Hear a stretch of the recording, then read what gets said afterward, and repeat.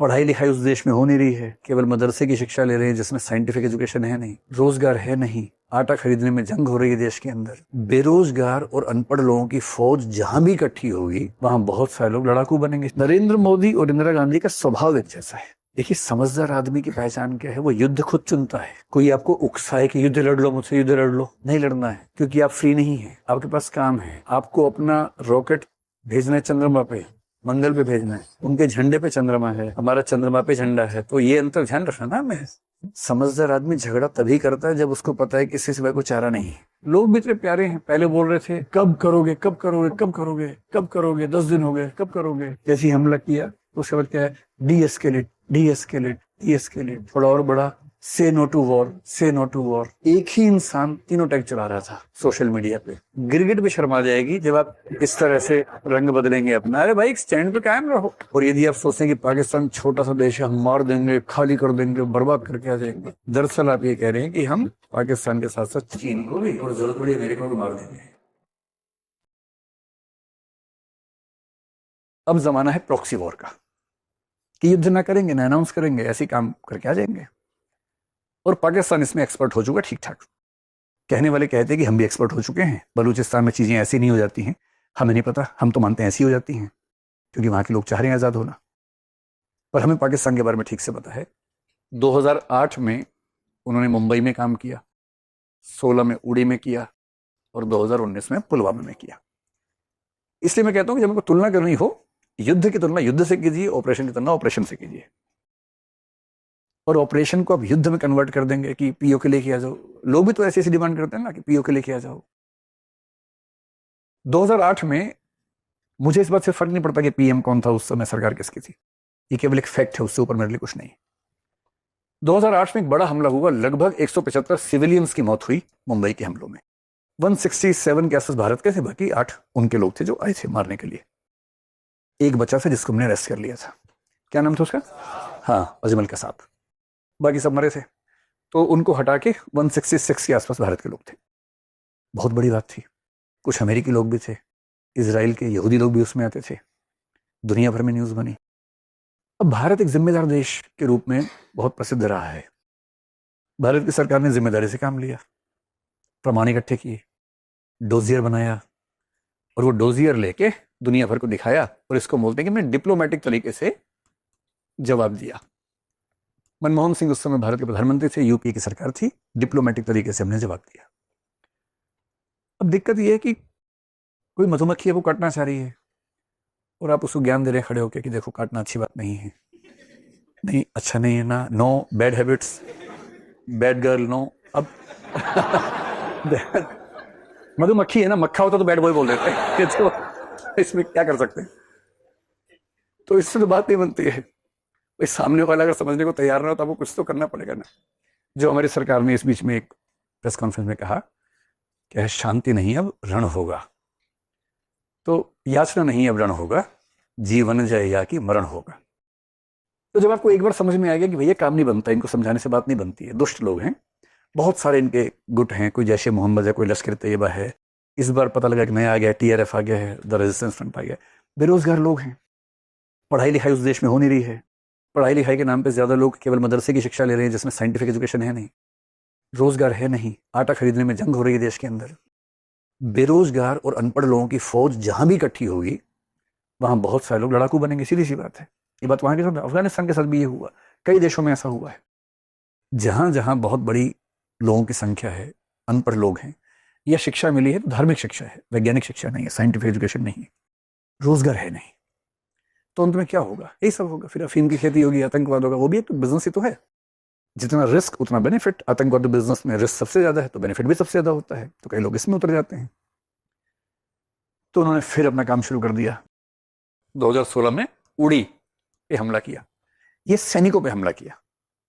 8 में सिविलियंस का हमला सबसे बुरा माना जाता है। उड़ी में 19 सैनिक हमारे मारे गए। और इस समय तक 2014 में नरेंद्र मोदी की सरकार आ चुकी थी। नरेंद्र मोदी और इंदिरा गांधी का स्वभाव एक जैसा है। अगर इनमें से कोई पीएम है और पूरी सपोर्ट के साथ है, मतलब पूरे बहुमत के साथ है, तो आप ये तो मान के चलिए खाली बातचीत तो नहीं होगी, कुछ तो होगा, ये तो आप मान ही सकते हैं। तो इनको लगा आज तक हमारा रिकॉर्ड है डिप्लोमेटिक बातचीत करने का, अब क्या करें? अच्छा, किसी दूसरे देश की सीमा में घुसना मजाक तो है नहीं। आप घुसे और वो कहते कि युद्ध शुरू हो गया, युद्ध शुरू कर दे। और युद्ध में दिक्कत नहीं है। देखिए, समझदार आदमी की पहचान क्या है? वो युद्ध खुद चुनता है। कोई आपको उकसाए कि युद्ध लड़ लो, मुझसे युद्ध लड़ लो, नहीं लड़ना है, क्योंकि आप फ्री नहीं है, आपके पास काम है।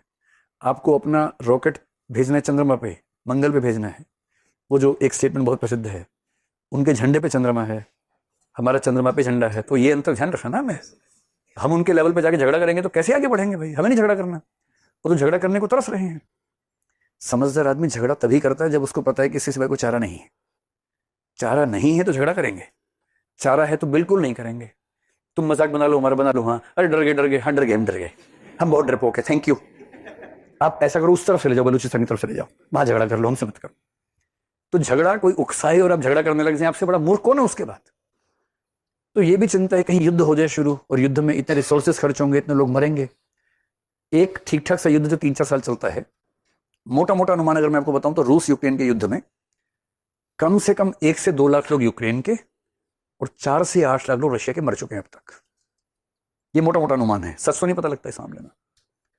और भारत पाकिस्तान की आबादी उनसे बहुत ज्यादा है। तो अगर 3 से 4 साल युद्ध चल गया तो मोटा मोटा मान के चलिए 5 लाख तो सो रहेगा। और इस 10 लाख में कुछ हमारे घर के भी लोग होंगे ही। तो युद्ध केवल पबजी वाले मूड से करना है या बहुत सीरियस बात होगी तो ही करना है? एकदम सूत्र साहिब लुधियाना बता गए हैं। हम अमन चाहते हैं मगर जुल्म के खिलाफ गर जंग लाजमी है तो फिर जंग ही सही। जंग केवल तब करनी है जब कोई चारा ना बचे, वरना युद्ध में आमतौर पे दोनों पक्ष हारते हैं, कोई नहीं जीतता है। युद्ध कौन जीता? कोई नहीं जीता। ये भी हारे, वो भी हारे। ये 5 लाख लोग हारे, ये 4 लाख लोग हारे, और कह रहे कि जीत गए। हमारा कम नुकसान हुआ, तुम जीत गए। अरे इसे युद्ध केवल तब करना है जब कोई चारा ना बचे, और करना है तो फिर टूट के करना है। फिर ये नहीं कि फुलझड़ी चढ़ा के आ गए, फिर निपटा के आना है। और जब तक निपटाने का मूड ना बने, युद्ध नहीं करना है। अब इस सरकार ने क्या तय किया, अभी कुछ तो करना होगा ताकि मैसेज दें। तो इससे करीब 10 दिन के बाद हमारी सरकार ने क्या किया, सर्जिकल स्ट्राइक किया। सर्जिकल स्ट्राइक का मोटा मोटा मतलब हमारे कुछ सैनिक कमांडोज गए, उनका एलओसी के थोड़ा अंदर एक ठिकाना था, और हमने उसका जो नेविगेशन से चेक किया, वहां जाके उनको मार के वापस आ गए। कितने लोग मरे पता नहीं, लेकिन मान लीजिए कि 20 से 50 आतंकवादी मरे होंगे। और देश को एक तसल्ली मिलेगी कि सरकार देश की सुरक्षा के लिए मुस्तैद है। अच्छा, कोई सरकार कितनी भी तेज हो, आप इस छुपन छुपाई को रोक तो सकते नहीं। किसी देश के आतंकवादी संगठन रात दिन रिसर्च कर रहे हैं, काम कर रहे हैं, और छुपके के दुश्मनों को मार के आ रहे। आप ये जीरो तो कभी नहीं कर पाएंगे। आप ये कर सकते हैं कि ये करने की कीमत इतनी हो जाए कि लोग 10 बार सोचे करने से पहले। अब 2019 में फिर से कर बैठे। उनकी बहुत बड़ी गलती थी, 19 के इलेक्शन से 2 महीने पहले कर दिया। अगर वो मोदी जी को नहीं चाहते थे, इलेक्शन के बाद करते। पहले करोगे, वो एक्शन लेंगे तो जनता और समर्थन में आ जाएगी। तो पुलवामा में उन्होंने क्या किया, एक बस जो कि सीआरपीएफ की थी, 40 लोग हमारे अर्धसैनिक बलों के, पैरामिलिट्री फोर्स के मरे। उसमें बहुत बड़ा हादसा था। एक ही आदमी ने किया, अपनी कार में बहुत सारा क्या बोलेंगे एम्यूनेशन भरा और जाके टक्कर मार दी। अब ये तो बहुत बड़ी त्रासदी है। अब सरकार को क्लियर था कि जो पिछली बार किया उससे कुछ बड़ा करना होगा। पिछली बार हम केवल एलओसी के थोड़ा सा अंदर घुसे थे, पीओके के अंदर थे। अब समझते ना एलओसी क्या है, पीओके उसके बाद मेन पाकिस्तान आता है। इस बार क्या किया, उनका एक प्रांत है खैबर पख्तूनवा। पाकिस्तान के 4 स्टेट्स हैं, खैबर पख्तूनवा हो गया, इधर पंजाब, बलूचिस्तान, सिंध। तो खैबर पख्तूनवा सबसे ऊपर जो नॉर्थ के साइड में है वो। उसके अंदर एक जगह थी बालाकोट, जहां एक टेररिस्ट कैंप था। आप कह सकते हैं कि हमारे बॉर्डर से लगभग 50 किलोमीटर के एरियल डिस्टेंस पे था। और अब भारत ने क्या किया, अपने हवाई जहाज भेजे, शायद 12 हवाई जहाज भेजे, और बालाकोट के टेररिस्ट कैंप पे बमबारी की। और भारत का मानना है कि वहां करीब 400 टेररिस्ट मरे थे।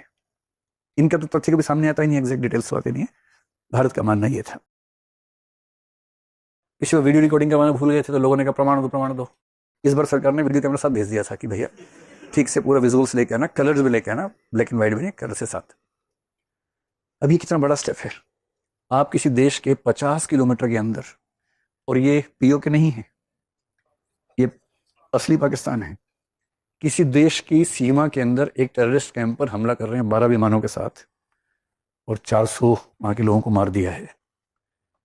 दम तो चाहिए इसके लिए, मजाक तो नहीं है।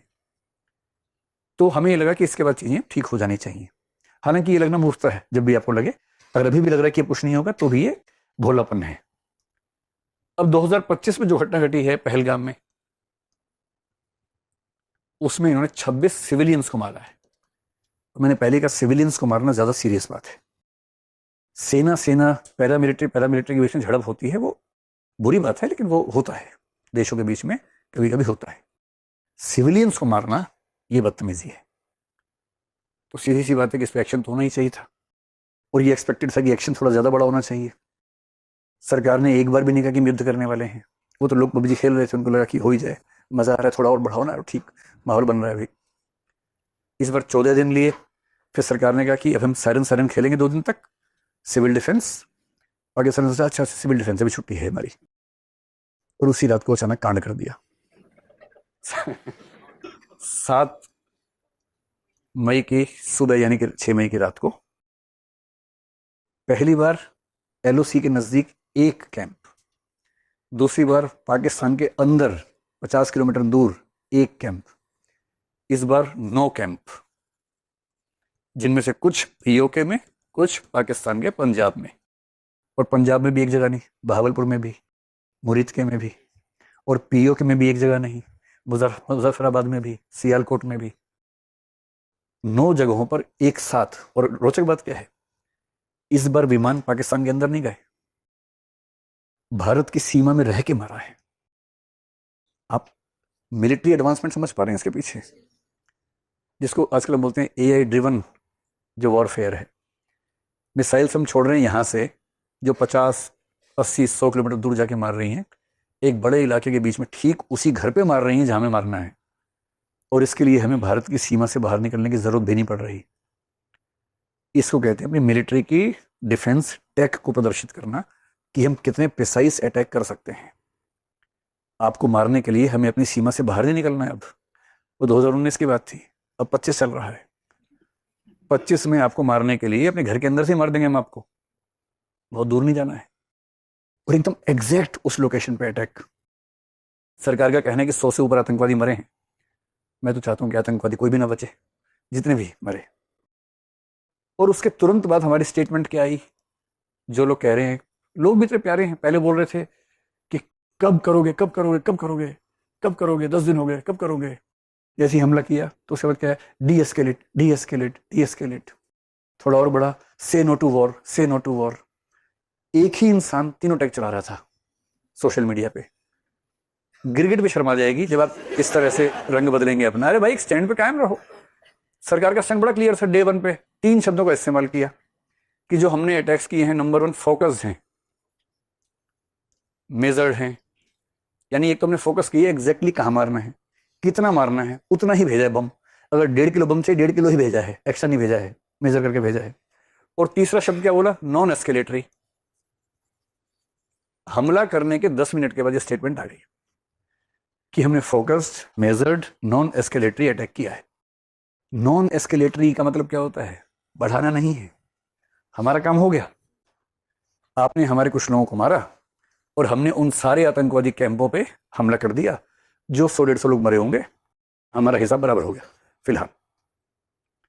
और हमने साथ में ये दिखा दिया कि हम आपके घर के अंदर एग्जैक्ट वहां हमला कर सकते हैं बिना अपना देश छोड़े। पिछली बार हमारा एक पायलट वहां गिर गया था, फिर उसको कूटनीति से, डिप्लोमेसी से हम लेके आ गए थे। इस बार तो वो नौबत ही नहीं है, क्योंकि वो जाएगा ही नहीं, उसकी जरूरत है क्या उस चीज की। अब ड्रोन्स के हमले उनके भी हो रहे हैं, हमारे भी हो रहे हैं। युद्ध का तरीका ही बदल गया है पूरी तरह से।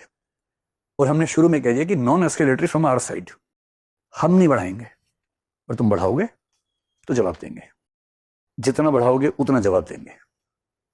और इन बातों से फिर सरकार ने माहौल बनाने के लिए क्या कहा, सिविल डिफेंस, सायरन बजाएंगे, सब तैयारी कर लो। सबको लगा अच्छा कुछ होने वाला है इस बार, तो उम्मीदें बढ़ गई। पीओ क्या है लगता है, सरकार नहीं कह रही है, सरकार केवल कह रही है कि उस मूर्ख का भरोसा नहीं है, हमने तो केवल इतना किया, क्या पता क्या फेंक दे, किसको लग जाए, तैयार रहो सब लोग। मीडिया की बातें सुन के लोगों ने एज्यूम कर लिया कि इस बार तो पीओ के आके रहेगा, और सब इस मूड में है कि बस मोदी जी इस बार रुकना नहीं है। और मोदी जी मन में सोच रहे हैं, भाई तुम 1971 से तुलना कर रहे हो, जब 7 से 8 महीने की तैयारी थी, और हमें कह रहे हो कि 14 दिनों में काम निपटा दें। वाह, युद्ध ऐसे होते हैं। 14 डेज के टाइम में युद्ध शुरू हो गया। और ये अमेरिका वियतनाम का मामला भी नहीं है कि आप समझे सामने वाला कमजोर है। आपके सामने जो देश है उसके पक्ष में चीन भी खड़ा हुआ है, उसके पक्ष में अमेरिका भी अक्सर रहता है। यूएसएसआर अभी आपके पक्ष में उस तरह से नहीं है। 25 साल की संधि खत्म हो चुकी है। 1969 में यूएसएसआर चीन पे न्यूक्लियर अटैक करने वाला था। 69 में इतनी नाराजगी थी दोनों देशों में, इसलिए 71 में उसको भी दिक्कत नहीं थी कि चीन बीच में आएगा। चीन से उसकी दुश्मनी थी उस समय। और 2014 से यूएसएसआर और रशिया और चाइना, इनके बीच में स्ट्रेटेजिक टॉक्स और फ्रेंडशिप हो चुकी है। आज की दुनिया में दो ताकत नहीं है, बाइपोलर नहीं है, मल्टीपोलर वर्ल्ड है। चीन अलग ताकत है, रशिया अलग ताकत है, अमेरिका अलग ताकत है, यूरोप में है, इजराइल एक ताकत है, भारत एक ताकत है। सबके सबके साथ संबंध अलग अलग है। पाकिस्तान के पास एक इक्का क्या है उसका, मैं मुस्लिम देश हूं, सारे मुस्लिम देश मेरे साथ होने चाहिए। बेशक ना हो, कम से कम एक बात कहने को तो है ही उसके पास। अमेरिका उसका साथ आमतौर पर देता है, इस बार भी हमने देखा दिया ही है। चाइना एकदम साथ में खड़ा हुआ है। यूएसएसआर हमारे साथ नहीं खड़ा है, क्योंकि यूएसएसआर और यूक्रेन, इसमें सॉरी रशिया को मैं बार बार बोल रहा हूँ, रशिया और यूक्रेन के युद्ध में हमने रशिया का खुल के सपोर्ट नहीं किया, हमने बैलेंस बनाया। तो इस बार उसने बैलेंस बना लिया। अच्छी अच्छी बातें हमने की, दूसरे भी कर दी कि हाँ हाँ ध्यान से, है ना, ज्यादा नहीं, साथ नहीं दिया। इजराइल ठीक ठाक साथ दे रहा है, पर उसकी उतनी जरूरत नहीं है, कितना वहां से क्या होगा। और यदि आप सोचते हैं कि पाकिस्तान छोटा सा देश है, हम मार देंगे, खाली कर देंगे, बर्बाद करके आ जाएंगे, दरअसल आप ये कह रहे हैं कि हम पाकिस्तान के साथ साथ चीन को भी और जरूरत पड़ी अमेरिका को भी मार देंगे। इससे दुनिया में किसको क्या होगा पता नहीं, और सबसे भारी नुकसान हमारा ही होगा। क्यों? क्योंकि हमें वो पैसा खर्च करना था तकनीक में, शिक्षा में, स्वास्थ्य में, हर तरह के डेवलपमेंट में। और यदि वो सारा पैसा और बहुत सारे ह्यूमन रिसोर्सेज युद्ध में ही खत्म हो गए, तो ये समझदारी वाली बात थोड़ा है।